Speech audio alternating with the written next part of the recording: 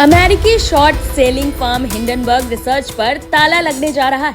Company के founder northern Anderson ने Hindenburg research के बंद होने का ऐलान कर दिया है। हिंडनबर्ग रिसर्च ने पिछले साल अडानी ग्रुप पर रिपोर्ट जारी कर शेयर बाजार में भूचाल ला दिया था। अब हिंडनबर्ग रिसर्च की चौतरफा आलोचना हो रही है। सीनियर एडवोकेट महेश जेठमलानी ने कहा कि हिंडनबर्ग पूरे खेल का छोटा खिलाड़ी है। मास्टरमाइंड से नकाब हटना जरूरी है। Either he has already been sounded out, right, by investigating authorities in the US, or he fears that he will be investigated for his role in the entire attempt to shake India's stock market and economy through the bare hammering of Adani shares. So I certainly do think that the timing, his finally winding up shop. Not that he was a great investor in the markets or anything like that. He's a fly-by-night operation, and as he himself says in his disbanding letter, that is something which he admits himself. So he's been used. He was a front, probably by the democratic deep state, controlled ultimately by George Soros, and he's made a run for cover. Right? It's kind of saying that, look, I no longer exist. I will not cause any more trouble in the manner I have. So leave me out of this. Go for the real big fish. And such a deliberation, manipulation, stroke prices and market sentiment be viewed as a form of economic terrorism. Yes, it is economic terrorism. It is. When you're trying to destabilize an economy, right? First, you announce it well in hand, right? You announce the so-called findings of, Hindenburg, and then after it has some impact, right? You've already taken short positions.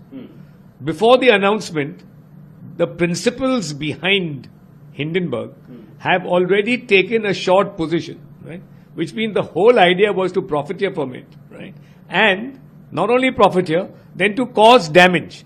Now, if we are right that George Soros, who controls the Democratic Party deep state, and there's a lot of evidence for the kind of control he exercises over Hillary Clinton, Obama and Biden, right?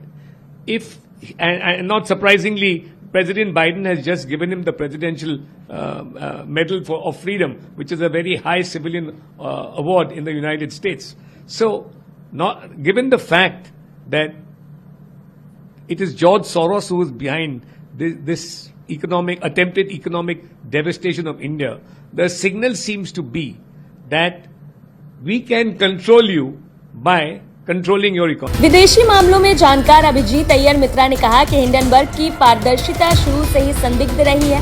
हमें ये नहीं पता कि उनके कर्मचारी कौन है या उनके फंडिंग सोर्स क्या है। कंपनी के बंद होने के पीछे अवैध गतिविधियों और राजनीतिक दबावों की भूमिका हो सकती है। Personally, I'm surprised, but not unexpected. Because you see, there's a whole load of scams running in America.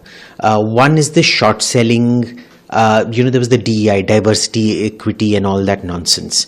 And if you've noticed, ever since Trump has won the election, all of these shops are shutting down. Even Zuckerberg, who's one of the most unreliable, untrustworthy people on earth, is now suddenly, he's had his epiphany and he's realized how bad censorship was. And he's implementing anti-censorship policies on Instagram and Facebook.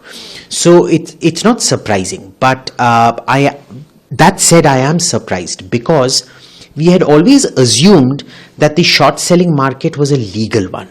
Why are these people shutting down right now, especially? It makes you wonder, given the non-transparent structure of the company, we don't know who the employees are, we don't know who the funders are. And for a company that claims to be doing public good, bringing transparency where there is no transparency, their own lack of transparency is pretty worrying. I suspect a very significant illegality out there, and I suspect significant political connections to that illegality, which is why they're shutting down. So, as we have seen earlier, that announced that they are shut down, do you think that any outside force behind it? Because he has not mentioned specifically what was the reason.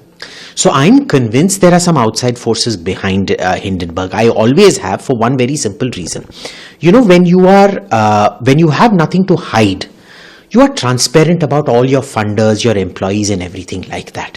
It is only a person who operates in illegality, who tries to hide funding, who tries to hide, we don't even know where their office is. They don't even have a registered office listed on their website. So it has always been a matter of major speculation who the funders, backers are. I'm sure there is some external pressure on this. So how significant was the firm's impact globally, and what does it closure signify? So its only real big hit was the first Adani hit. After that, what happened was, if you saw the second time when they released the second report, the market maybe dipped for 2-3 hours and then it regained its prior posture.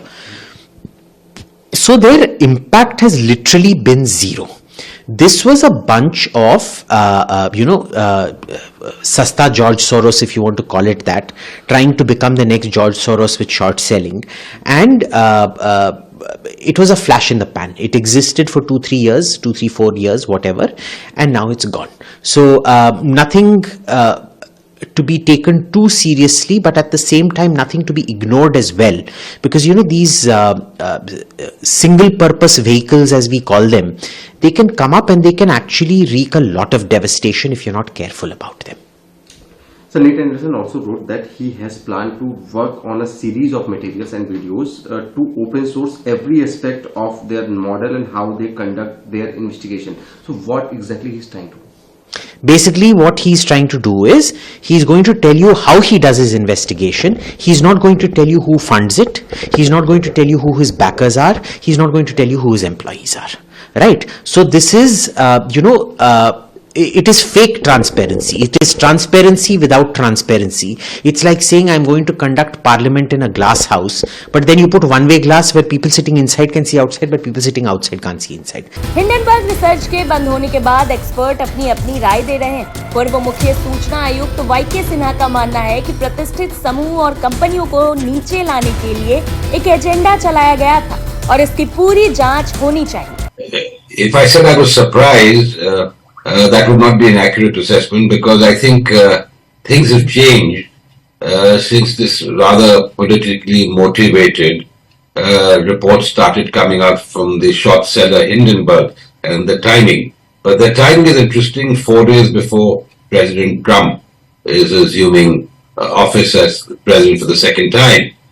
So I think obviously the people backing Hindenburg, and of course Mr. Nathan Anderson is the person heading it, he is backing away, he's leaving, and I think that's a message in itself as to what to expect, really, because I think it was quite clear that there was an agenda behind the short sellers' attempts to bring down reputed groups and companies. Right. So my second question is, you have already mentioned, how crucial are the timings according to you, since this news from the founder came out exactly, we are just few days away from Donald Trump's inauguration. How crucial are the timings, and do you think that there would be some foreign agent behind this whole firm? I'm not going to speculate on the foreign agent, but certainly on an agenda. Certainly an agenda that the short seller and the backers had. And as far as the time is concerned, I mentioned, very interesting, 4 days before President Trump's inauguration. So obviously the agenda that was being followed, the backers probably feel that agenda will be very difficult, if not impossible, to pursue this in the changed circumstances. So I think as far as we in India are concerned, I think we can only be amused at the turn of events that have taken place as far as Hindenburg is concerned. Hindenburg research company की सच्चाई अब दुनिया के सामने आ चुकी है। ऐसे में अब शॉर्ट सेलिंग की नैतिकता और नियामक सीमा पर चर्चा शुरू हो गई है। ये भी सवाल उठने लगा है कि क्या बाजार में ऐसी गतिविधियों को रोकने के लिए सख्त कानूनों की आवश्यकता है।